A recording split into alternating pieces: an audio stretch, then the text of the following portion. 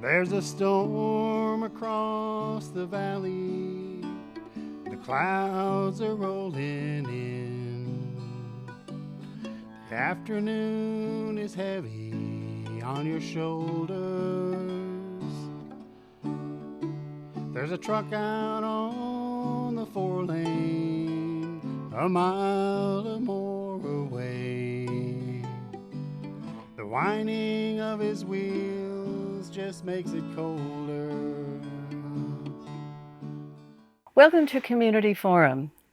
I'm Priscilla, Almqist-Olsen, your host. Today is June 28th, 2023, and I'm here in the History Room on Depot Street in Southeaston.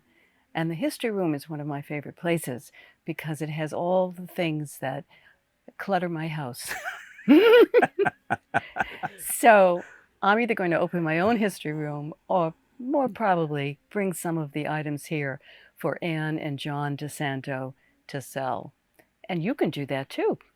So John, welcome. I understand your wife is playing the organ and singing at a funeral today, but we're going to catch her later in the studio. So welcome. Yeah. Oh, thank you. John, it's great to be in my own place with you. Okay, and one of the things that you do that is an added plus to the business is to tune pianos. But first, let's talk about the origin of this wonderful place. When did you start it? How did it come about? Okay, well, when we sold our music store, I sold it to I sold it to my competitor in 2008. I was just kind of getting tired of that type of work, and we always collected. We've been antiques all our lives. So Ann says, let's do that. I thought she was kidding, but she wasn't. And so in 2012, we changed it to the History Room. So it's been here for, 11 years. Okay, but you have been doing tuning pianos longer than that, right? Yeah, a little bit long, not much long. I learned the art of tuning and rebuilding later in my life. I was like I was 50. Yeah, so it was like 2010 is when I did it. That's when I started doing it. Mm-hmm. So that's not 13 years. I'm 63. I was 50. And so I did it later in life. To be 63 again. Yeah, it's been so far so good. Wouldn't that be nice? Yeah. Okay, so anyway, so you people would just call this number. Now, what's the phone number here? 508-238-3376. That's 3376. Yep, okay. That's the number. And what's the email address? The email address. I think that Ann does it on hers. I believe it's not anything that says History Room. I think it's DiSantos, DiSantom, DiSantom at AOL.com. We have the old AOL. I see. That's the one where she talks to a lot of her customers. Okay. DiSantom at AOL.com. So one could either phone or email and get an appointment for a piano tuning. Yeah. And one could also call and you could ask, do you have the 1963 publication by the Boston Globe called Good Night, Brave Spirit about John F. Kennedy on the occasion of his assassination back in 1963? Do you have that? And how much would it be? So Anne would say, of course. When would you like to pick it up? Of course we have. We do have a lot of Kennedy. In fact, you're sitting right in the heart of it. And we're going to have a tour. So John is going to point out all the Kennedy memorabilia, lots of books, lots of newspaper articles, and so forth. And it just seems it's hard to believe that was so many years ago, but it was. It was. Okay, so what are your future plans, or haven't you thought ahead Retirement. Yet? Oh. Well, I mean, honestly, it's like I'm not going to keep doing this forever. I'll be retiring. I don't know when, but that is my future plans. Right now, I just keep doing what I'm doing. Okay, so everybody, if you want a good piano tuner, you got to get. No, tuning. I'll continue tuning till they get me under. Oh, Tuning keeps you young. Are you kidding me? No, I'll keep tuning. Running a business that's different. So and keeping track of all the inventory. that's what I mean. But that's Anne, isn't it? Well, we both You both do it. try. Yeah. But as both musicians, it's not our strength is doing that kind of work, but we do the best we can. Now, you, I believe, are a drummer. I am. Do you play any other instruments? No, I don't play piano very well, but people always say, "Oh, you sound great." After I tune the piano, I can fool them for like a couple minutes, and then I'm out of bullets. I got nothing left. I could play, and you'd think I'm a player, but I do the same thing wherever I go because that's all I know on the piano. But drummers, no, that's my instrument. Great. Now, Anne's instrument is the piano, Yes. keyboard. Anything else? Singing. She's got a great her voice. Yeah. Wonderful voice. And Yeah. many of you have heard her at the Memorial Day celebrations when she's always asked to sing. And she's been doing that for years. Yeah, she's been doing that since before my son was born. He's 26. So I think she's been doing it I think she hit 30 years of doing that. She only missed 1 year. That was the year he was born. He was born on Memorial Day. No. Well, like the day before, like she couldn't go. She couldn't do the Memorial Day that year. That's the only year she missed. Okay, well, we'll forgive her for that. Yeah. Okay, well, John, thank you so much. Now, you're going to give us a brief tour. Okay. And highlight some of the offerings here. One of the things that I found so interesting since the last time I've been here were all of the packaging together items, either in little tin containers or baskets or whatever, that had items that were related to each other. And I understand that Father's Day was a big hit here, and there were lots of packaged items that for dads, and Mother's Day too. So yeah, Mother's Day was a big, and she makes a big deal. She works hard to do that. She packages it all herself and comes up with the concept of what would go together to put it together. So it's not like it came like that. She has to like put it all. And I like the one she had for the one guys. It was called Vices, and it had like smoke, cigars, a pin-up picture, and like all the vices and sold really fast.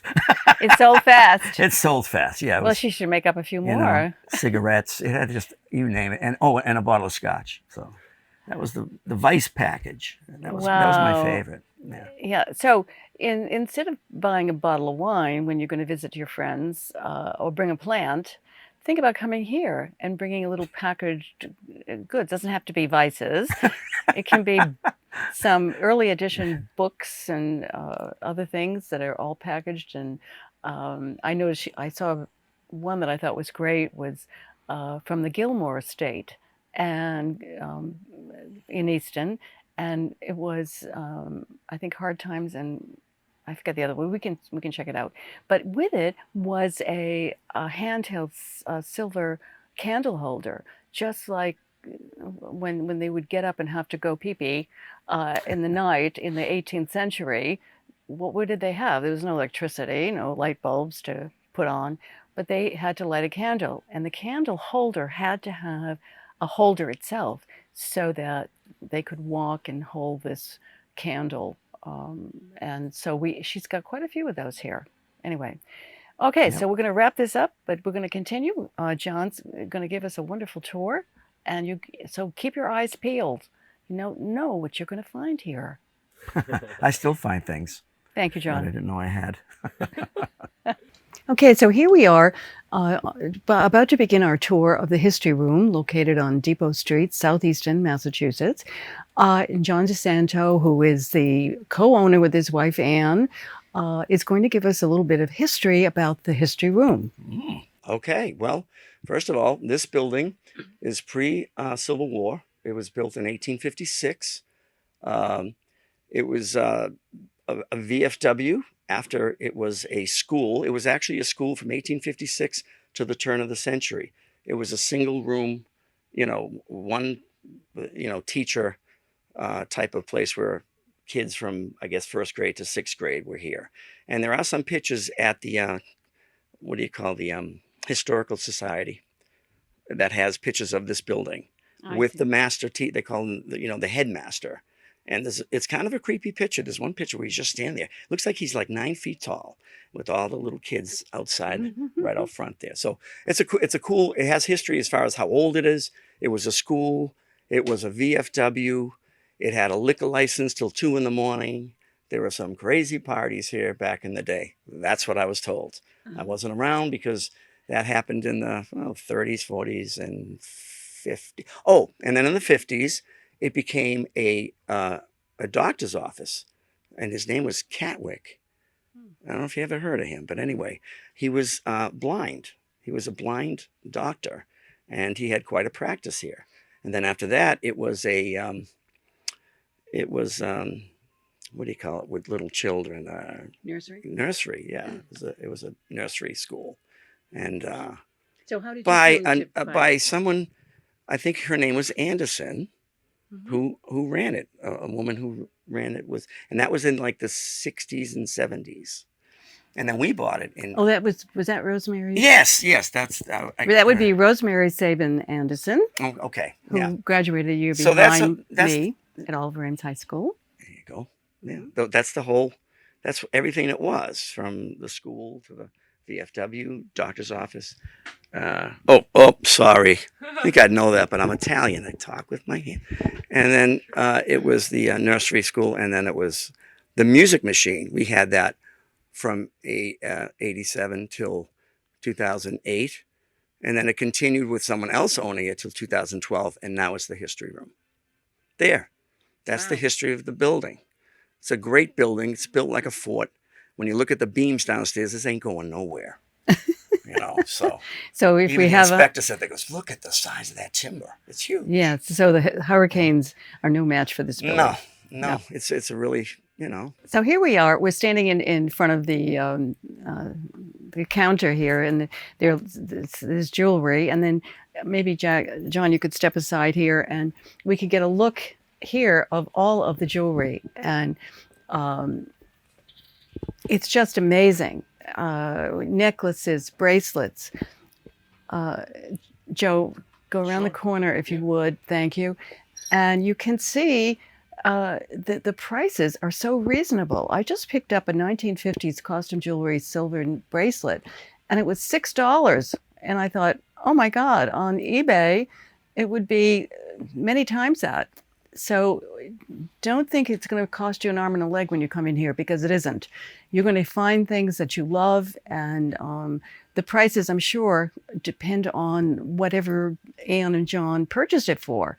And so they're very honest people, and they're so sweet. And I know that I have been treated with such respect, and love it. And John and Anne are a great couple. Their personalities are fabulous, and so just to come and meet them is a joy in itself.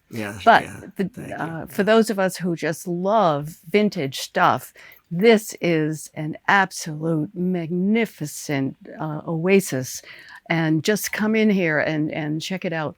And thank you, Priscilla. That's very kind of you. Oh no, it's not. It's so easy to tell the truth. Now, to lie, that takes... It takes some doing. That takes a skill. It does. It takes some creativity. That's a skill. But anyway, I really love this place.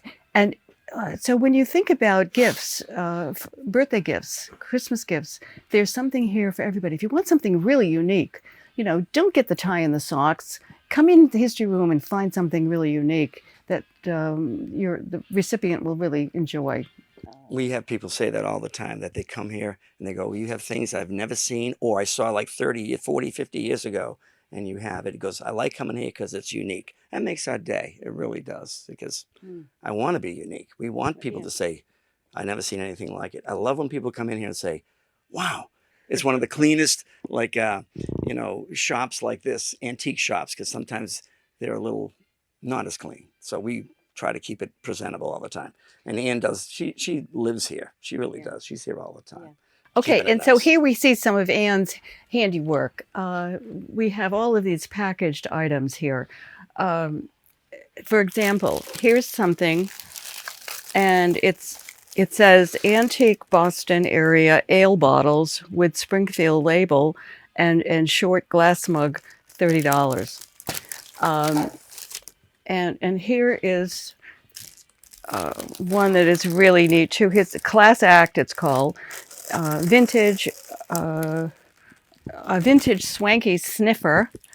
Okay, Sniffer, yeah. and yep, and a Brazilian silver plate trinket dish, a costume tie rack in a cigar box, ready to go. Yeah. Now, 20 bucks. look how beautiful that is, and only $20. Okay, so And she makes them. She makes all these, you know. and you know, in the sniffer, so you could give this as a gift with a bottle of brandy. That's the idea. Yeah. That's the idea. So, you know, it's so hard sometimes, isn't it, to find gifts for men? Not a We've been told. problem. Not a problem. And in the history room. Okay. Yeah, So, right. okay. So this is filled with things you're from on the- your own. I'm on my own. Okay, this is filled with things from the 30s and 40s. And we have pressed glass, and we have, this is 1950s ware. But this is a typical 1950s design. And you have, and what's interesting is 2, 4, 6, 7, you have 7 dinner plates. Who has 7 dinner plates from the 1950s? No. But Anne DiSantos and John DiSantos, they do. And then the other thing I like is she groups things very often in terms of a color. This kind of like a historic area with rare books in here, from old books from like 1863, and there's some some cool like tools, certain like old scales and levels and things like that, and manly man type of tools down here. You know, the thing that you look at the pictures through those two things. We got those, you know. Oh, yeah. You see that I don't even know what they're called. Yes. Shame on me. They call them viewfinders. Viewfinders, that's what they're called. See? There we go. Sometimes it pays to be old. Okay. And then here's a book. And it says First Lessons. And it's inscribed by an Eastern resident. And it's a textbook. And it's from the late 1800s. And it's $12. So wouldn't this be a great gift to give to your teacher at the end of the year? Because she could then show the children how much more advanced their education is, and just see what the kids in the 1800s had for books and learning equipment. Yeah. Okay. So come when you want to find the teacher's gift too. And here is one of your favorite rooms. Oh, that's this room. I don't have to say anything. This is probably this and the other room. They're both record rooms. This one here is more general music. The other one's more rock in there. And there's always someone in here all the time. And So I see. It's probably the most popular rooms we have. Is it? Yeah. Because people are buying vinyl now. Like crazy. Crazy. And it's all coming back, and they're getting turntables, and it's quite something. I also see that you have a whole bunch of rolls for player piano. Yeah, I have a lot of those. I still like player pianos. They are fun. I have one. She does. And he's promised to come and tune I'm it. going to check it out. Okay. But yeah, the records are doing, I think it's the young people are realizing that vinyl sounds better. I'm not just saying that because I'm old, but computer, listening to just on your phone, when you hear it on a good stereo system, nothing beats it. So you young guys, keep listening to your records. It's better. Perfect. All right. And that's the same room, same idea, except more on the rock side of things. I got to tell you something. This high chair is exactly like the one that I had when I was a kid. So Oh, yeah? I know it's from the 1940s. Oh, yeah, it is. Okay. It is. Yeah, this is probably the most popular room in the whole shop because of well, we have a lot of records. They're all in good shape, and we try to get some ones that are hard to get. And we have the T-shirts. We always have music playing. Queen's playing right now, one of my favorite groups. And we have a lot of other things, interesting books on artists, musicians. And that's about it. Over here, we have packages that Anne made, musical packages, just like she did out front. She made some nice ones over here with Elvis, a thing on Roger Waters, and Rush and all kinds of stuff. A lot of stuff, a lot of Elvis stuff. Ann and I both like Elvis. This here is the thrift room. It's the room that has the least amount, like, cost. Like it's something you get at a flea market type of thing. So when we're not sure what to do with it or something odd or maybe not in the best condition, it ends up in here. Okay. This room is a throwback room. That's a real throwback room. Yeah, it feels like it's 1963 when you walk in here. This is that. You're really good with years. You're better than me. But what year would you say this room is dedicated to? I think I'm right by saying around 63. Well, you got the Partridge, Partridge family. You got, kind of Mary Poppins. You got Gilligan's Island. Maybe 65, something like that. Yeah, no, and I would say some of it goes into the 70s. Really? I think I'm some of the games maybe. Yeah, but no, most of it is. You're right. We have a lot of magazines, and the Superman magazines. We've had a couple of real good ones. And here's Star Wars. Oh, that's new. Yeah, I guess we have to expand the years. Yeah, you gotta keep up with the times. Happy. Yeah. And look at some of the Game of Thrones. You have a Game of Thrones T-shirt. That's really neat. Okay, so we're coming right to the little magic section. I used to love magic tricks when I was a kid. I loved them. I loved those. My parents would buy me one magic trick when we went to the joke shop. And I'd practice doing the whatever trick it was. Make now here's a framed baby picture that I've sat for. Oh, that's you? Of course. Well, I'm going to give you that too. No, you aren't. No, but that's how I looked as a kid. I did. You haven't changed a bit. Oh, the veterans like this room because it's all about war. Right. Well, serving your country type of things over here. Books on the Sea. A lot of this is where all the guys come, and they're usually the veteran guys that come in here. Great old shots, war shots. That goes back to that's a Spanish American. This here is Civil War. This picture here, but they made it back in color. Like, how they take an old picture and they kind of give it the color. I think that's kind of a cool trick. And then there's just all supplies, more books. Painting of this guy here.